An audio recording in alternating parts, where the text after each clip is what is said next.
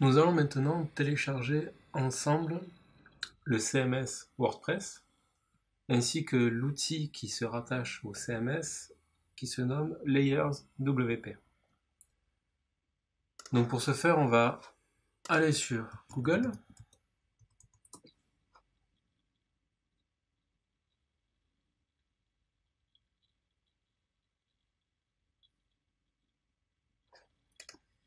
Et on va taper télécharger WordPress. Dans les résultats, nous allons choisir le premier lien qui se nomme Français téléchargement WordPress. C'est le site concerné, c'est wordpress.org, on peut le voir ici. Donc on va cliquer dessus. Et on va cliquer sur le bouton bleu, télécharger WordPress 4.9.4. Je l'enregistre. Ensuite, nous allons télécharger l'outil Layers WP. Donc on va retourner sur Google. Et cette fois-ci, on va taper Layers WP. On va cliquer directement sur le site officiel layerswp.com, donc WordPress Site Builder. On clique dessus. Et donc on arrive sur le site de présentation, d'accord. Nous, ce qui nous intéresse, c'est la page Download. Donc on clique sur Download. Et on y renseigne notre nom et notre adresse email. Donc contact@keza.co. On s'enregistre.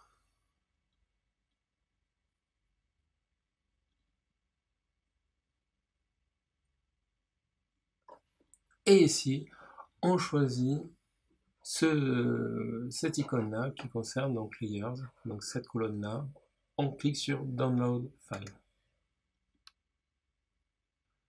Donc on a bien téléchargé WordPress et Layers WP. Maintenant, ce qu'on va faire, on va devoir envoyer ces deux outils sur notre hébergement, sur notre hébergeur. Donc pour ce faire, vous avez dû recevoir normalement un mail de votre hébergement, de votre hébergeur, qui vous indique les éléments à renseigner sur votre client FTP pour transférer votre site internet. Donc qu'est-ce qu'un client FTP? Un client FTP, c'est un logiciel qui permet d'envoyer donc nos fichiers directement sur le serveur, le disque dur, où va stocker notre site. Et donc, dans ce client FTP, il faudra renseigner des accès. Ces accès-là, vous devrez les recevoir par mail une fois que vous êtes inscrit sur votre hébergement. Et pour ce faire, nous allons d'abord télécharger notre logiciel de transfert, notre client FTP. Donc pour ce faire, nous allons retourner encore une fois sur Google.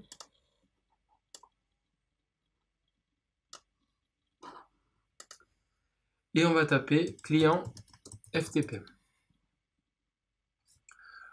Normalement, le premier choix qu'on vous propose, c'est FileZilla.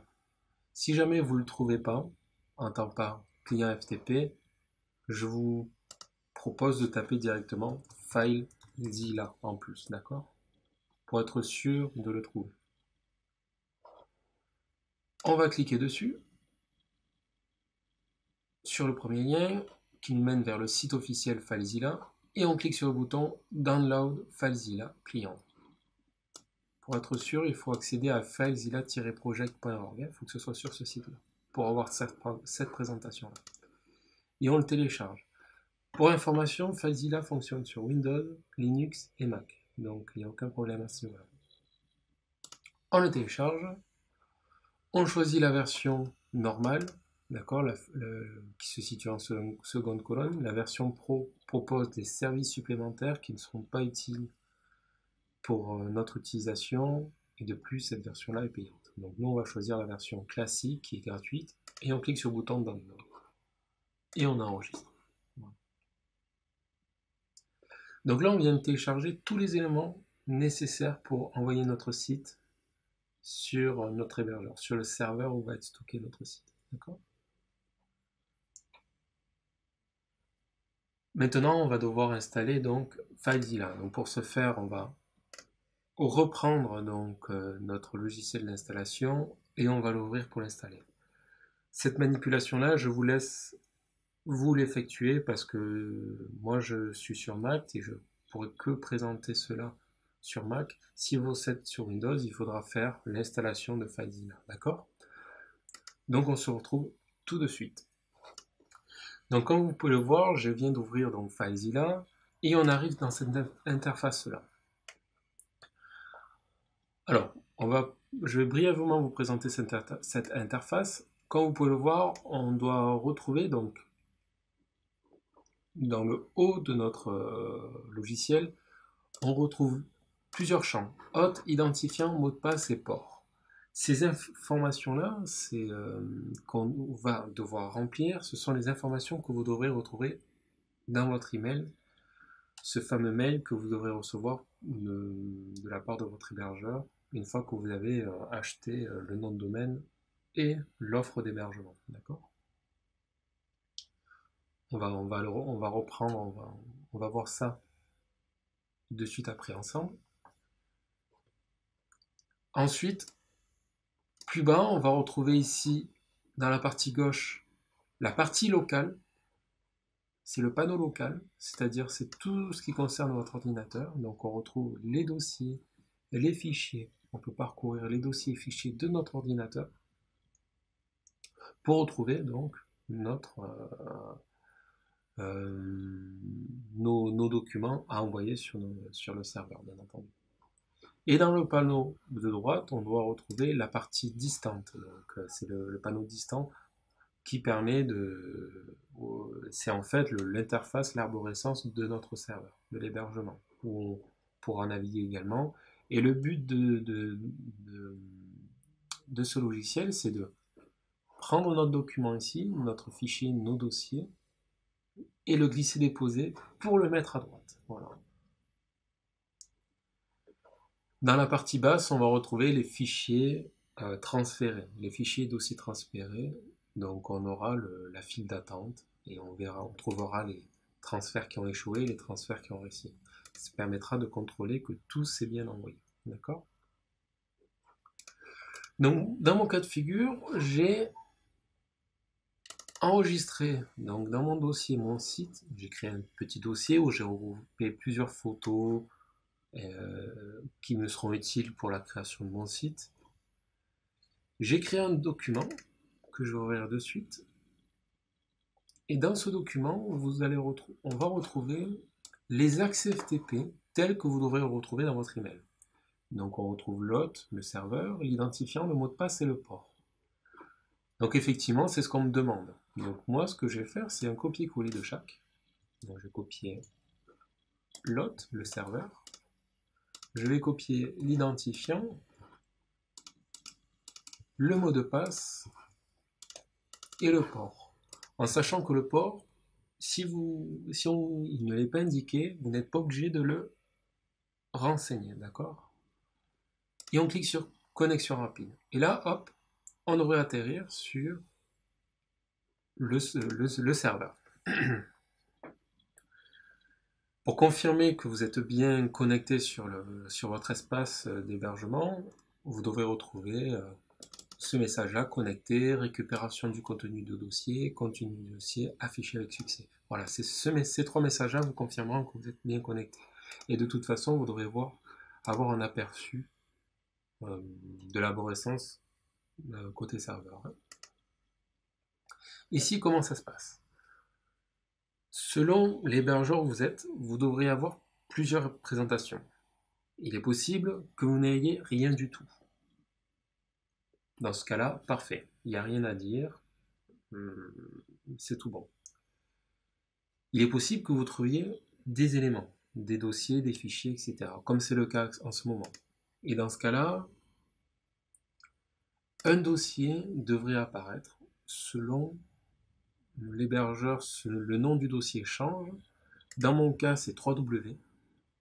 Donc comme un nom de domaine, comme quand on accède sur un site, on tape www.monsite.com par exemple, et on y accède. Donc là, effectivement, il faudrait ajouter le contenu de notre site dans le dossier www. Mais pour d'autres hébergeurs, ce n'est pas www, c'est htdoc. D'accord? Je vais vous le taper ici. Comment l'appeler? Il faudra avoir marqué htdocs. D'accord?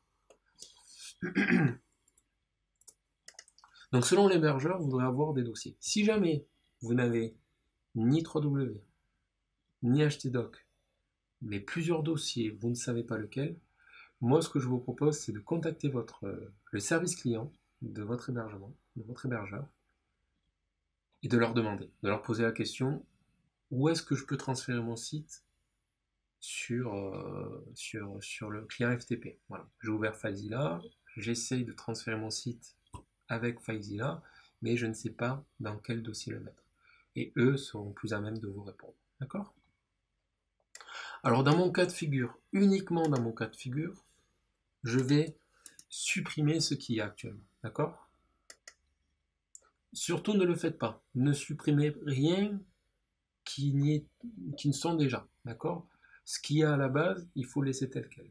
D'accord? Sauf si vous allez dans www. Dans ce cas précis, vous savez que dans www, comme je l'ai expliqué, vous pouvez mettre votre site internet si c'est www et htdoc. C'est deux valeurs sûres. Tel est le cas si c'est effectivement vous avez un dossier www et que vous allez dedans. Si vous trouvez des choses dedans, vous pouvez le supprimer. D'accord? Il est possible qu'ils aient mis des fichiers d'exemple, d'accord? Et que vous n'avez pas besoin de ce fichier d'exemple-là, vous pouvez le retirer. Eh bien moi, je utilise cet exemple-là en supprimant ce contenu-là, d'accord? Et si vous avez le moindre doute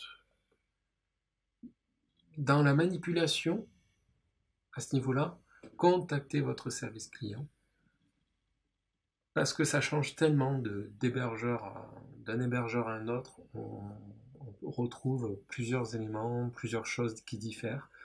Et il est inutile de faire n'importe quoi parce que ça peut être, voilà, ça peut vous bloquer. Un coup de fil ne coûte rien, voilà, vous les appelez et ils vont vous répondre et au moins vous faites la bonne manipulation, d'accord? Donc ça c'est fait. Donc j'ai bien mon FileZilla d'ouvert, je suis bien connecté. À droite, je sais que je vais le transférer ici même, mon site internet. Maintenant, il suffit de choisir les bons documents, dossiers, pour les envoyer ici. Alors, je vais reprendre de mon côté les deux fichiers zip qu'on a transférés tout à l'heure, donc WordPress et Layers WP. Je vais d'abord ouvrir WordPress. Donc là, c'est à vous de décompresser le dossier zip, d'accord, le fichier zip, avec le logiciel qui est installé sur votre ordinateur. Et là, effectivement, je retrouve un dossier WordPress. Je vais le mettre dans mon dossier mon site, d'accord? Je fais ça parce qu'effectivement, ici, mon dossier mon site, je l'ai là. Ça sera plus simple de l'envoyer, d'accord? J'ai déjà pris les devants, j'ai déjà ouvert mon dossier, le dossier mon site, qui se trouve ici. Je l'ai ouvert en cherchant dans l'arborescence, là, dans mes documents, ici. Je l'ai retrouvé, je l'ai sélectionné, ça me permettra de mieux les transférer, d'accord? Alors effectivement, j'ai mis mon dossier WordPress dans mon dossier mon site, mais je ne le vois pas là. Il suffit en fait de faire un clic droit dans le panneau de gauche et de cliquer sur actualiser. Et là, effectivement, je le vois apparaître. Je vais ouvrir le dossier WordPress. Je vais ensuite sélectionner tous mes fichiers et dossiers. Et je fais un glisser-déposer, je les transfère à droite. Et là, comme vous pouvez le voir, le transfert s'effectue. On attend le temps qu'il faudra pour le transfert de votre site internet. Alors il est fort probable que vous ayez ce type de fenêtre qui s'affiche lors du transfert. Vous pouvez sans aucun problème accepter de remplacer. Et vous pouvez même choisir de toujours effectuer cette action. Car actuellement, sur le site, il n'y avait rien. On l'a vu, on a de mon côté, sur mon écran, on a vu qu'il n'y avait aucun dossier fichier. J'ai décidé de le transférer et il me trouve des éléments à remplacer. Tout simplement parce que en allant trop vite dans le transfert, il se mélange peut-être un peu les pinceaux et il y a des éléments qui rajoutent deux fois. Donc on accepte le remplacement, il n'y a pas de souci. Le transfert est bientôt terminé. On va en profiter pour décompresser également notre fichier layerswp zip. Voilà, on retrouve bien le dossier layerswp. Et je vais faire pareil, je vais le mettre dans mon dossier, mon site. Voilà. Les deux fichiers zip, je n'en ai plus besoin, je les mets à la corbeille. Et là, effectivement, vous voyez, hop, pendant cette manipulation, le site, le WordPress vient d'être transféré.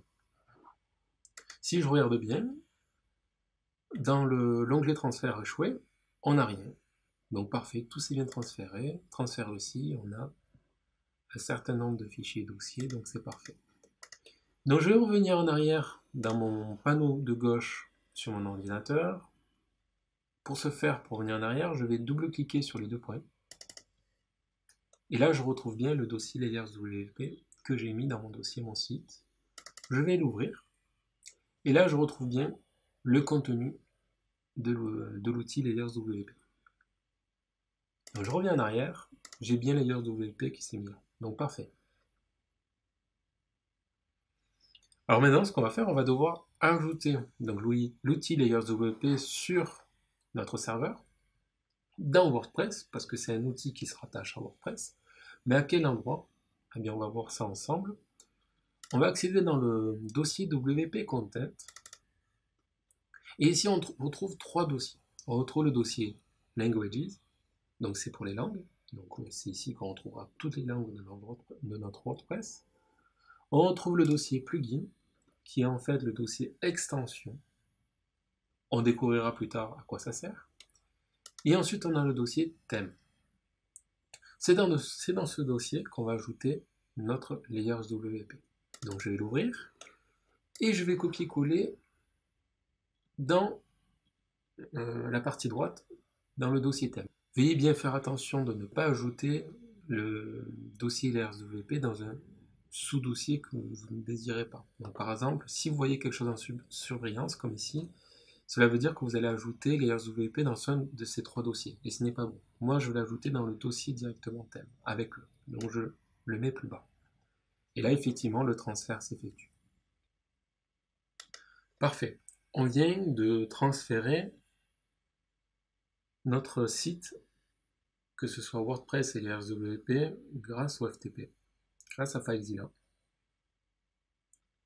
Et maintenant, on va pouvoir donc se connecter à notre site internet pour continuer l'installation. Donc pour ce faire, je vais ouvrir de nouveau mon navigateur internet et je vais taper le nom de mon site internet. Donc c'est le nom de domaine complet. Donc par exemple, si vous avez acheté www.monsite.com, il faudra taper www.monsite.com. Pas mon site, parce qu'il va chercher sur Google le fameux site qui s'appelle mon site. Dans mon cas de figure, je vais taper autre chose, ne vous inquiétez pas. Moi, je vous demande à vous de taper votre nom de domaine que vous avez acheté. Et donc, on arrive sur le processus d'installation de WordPress. Comme vous pouvez le voir, il nous demande de réunir les informations suivantes. Donc, le nom de la base de données, le nom de l'utilisateur, le mot de passe d'utilisateur, l'adresse de la base de données, etc. Donc, c'est des informations que votre hébergeur a dû également vous envoyer par mail, en plus des accès FTP, les accès MySQL. Donc j'ai également pris les devants, je les ai enregistrés sur un document texte. Donc ce que je vais faire, on va cliquer sur C'est parti. Et ici on va compléter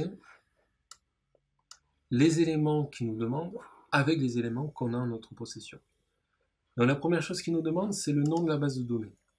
Moi, ça tombe bien, c'est WordPress, ça ne bouge pas. Il nous demande ensuite l'identifiant. Dans mon cas, c'est ça. Il nous demande ensuite le mot de passe, donc c'est ça. Et il nous demande l'adresse de la base de données, donc c'est le serveur, d'accord, ou l'hôte, ça a également un nom différent. Dans mon cas, ça ne bouge pas, c'est ça, parfait. Le préfixe étable, on n'y touche pas, et on clique sur le bouton valider. Si tout se passe bien, il vous met comme message, c'est parfait, vous avez passé la première partie de l'installation. Ça veut dire qu'il a pu se connecter à la base de données de votre site. D'accord ? On clique sur le bouton lancer l'installation et on arrive dans les informations nécessaires dans cet écran-là où il nous demande le titre de notre site. Donc je vais mettre mon site. Vous pouvez mettre le nom de votre site internet à la place de mon site, il n'y a pas de souci. L'identifiant, ça sera l'accès qui va vous permettre de vous connecter à l'administration, d'accord, qui va vous permettre de modifier votre site internet, de gérer votre site internet. Dans mon cas précis, je vais mettre Kezako. Le mot de passe qui nous demande, je vais laisser celui qu'on me propose. Voilà. Je vais garder celui que l'on propose. Et ce que je vais faire, attention, vous pouvez faire de même, mais il faudra que ça soit sécurisé, c'est mettre un message d'ouvrir un fichier document, un document où vous allez pouvoir renseigner les accès à votre site. Donc, accès à mon site. Donc ici, je vais mettre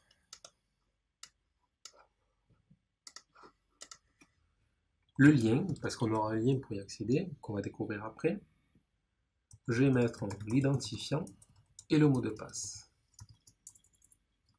Donc le mot de passe c'est celui-ci, et l'identifiant c'est celui-ci. Alors pourquoi je garde celui qu'on me propose? Parce que celui-ci c'est un mot de passe sûr, fort. Il est très difficile de le deviner, que ce soit pour l'humain ou que ce soit pour le robot. D'accord? Que ce soit informatique ou humain, c'est très difficile à deviner un mot de passe aussi fort que celui-ci. On pourrait très bien mettre un mot de passe comme 1, 2, 3, 4, 5, 6. Mais 1, 2, 3, 4, 5, 6, c'est un mot de passe que tout le monde peut deviner. Alors informatiquement, c'est encore pire, d'accord? Si jamais vous souhaitez utiliser un mot de passe qui s'affiche en très faible, c'est à vos risques et périls. Mais vous pouvez. Par contre, on vous demande de confirmer l'utilisation du mot de passe faible. Ce qui veut dire que WordPress, bon, il vous a averti, attention, ce mot de passe est faible, on pourra trouver votre mot de passe et y accéder à votre site. Donc moi, ce que je vous conseille, c'est surtout pas utiliser un mot de passe faible. Vaut mieux utiliser un mot de passe fort, comme celui que WordPress vient de me donner, et l'enregistrer quelque part, sécurisé sur son ordinateur, ou sur un bout de papier. Voilà. Ok? Et ensuite, on nous demande l'adresse email. Donc, je vais mettre contact@kezako dans mon adresse email. Et le dernier élément qu'on nous demande, c'est la visibilité pour les moteurs de recherche. Moi, ce que je vous conseille, c'est de cocher cette case qui demande aux moteurs de recherche de ne pas indexer ce site internet. D'accord? Ce qui fait que, tant que cette case est cochée, personne ne pourra trouver votre site sur Google, Bing, Yahoo, enfin tous les moteurs de recherche existants. D'accord? On pourra uniquement trouver votre site internet en tapant le nom de domaine exact. D'accord? Par exemple, monsite.com, on le trouve. Par contre, si on tape mon site ou monsite.com sur Google, on ne le trouvera pas. D'accord? Ce qui permet de travailler tranquillement sur son site internet, de le construire à son rythme, et une fois qu'il est fini, on débloque cette case pour que Google puisse passer et pour que tout le monde puisse le trouver dans les moteurs de recherche. On clique maintenant sur installer. Donc non, je ne souhaite pas enregistrer.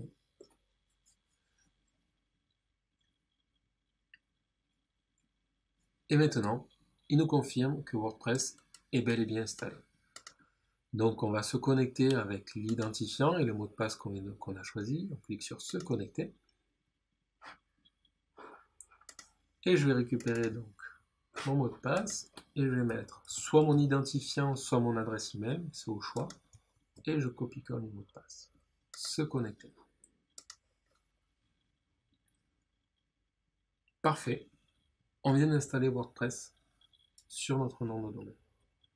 Maintenant, il ne restera plus qu'à activer l'outil Layers WP. Donc intentionnellement, je vais sauter toutes les parties visibles sur l'écran pour aller directement dans la partie apparence thème. On va y aller. Et ici, je choisis d'activer le thème Layers. Vous voyez qu'on a trois autres thèmes qui sont gratuits et proposés par WordPress, mais ceux-ci ne fonctionnent pas et ne marcheront pas avec le cours. Donc nous, celui qui nous intéresse, c'est Layers, donc on va l'activer. Et c'est fait. Bienvenue sur Layers. On va suivre l'installation de Layers, donc on va cliquer sur Commençons. On nous demande encore une fois le nom de notre site, donc c'est bien mon site, parfait. On nous demande une brève description à notre site, donc on va pouvoir mettre par exemple mon premier site internet réalisé avec Kezako. Il nous demande ensuite pourquoi on va utiliser ce site, dans quelle catégorie. Alors, on n'est pas obligé de le renseigner. On nous demande également notre niveau de compétence, on n'est pas obligé de le renseigner. Et on nous demande la première couleur, la couleur primaire à notre site internet. D'accord ? Donc ici, on va pouvoir choisir une couleur au hasard. On peut choisir, vous voyez, on a le choix, vert, rouge. On va choisir, dans mon cas, je vais choisir du bleu.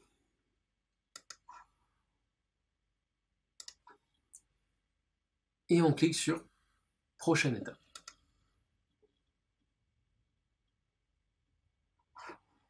On décoche la case Blog Page et on clique sur prochaine étape. On désactive la case Enable Layers Messenger. On fait prochaine étape. Et là, on a un bref aperçu de ce que propose Layers WP. Donc si on clique sur les présentations, on peut voir comment ça marche rapidement. Mais bien entendu, ça, on va le revoir ensemble. Donc j'ai compris. On a notre petite vidéo sur comment modifier un widget.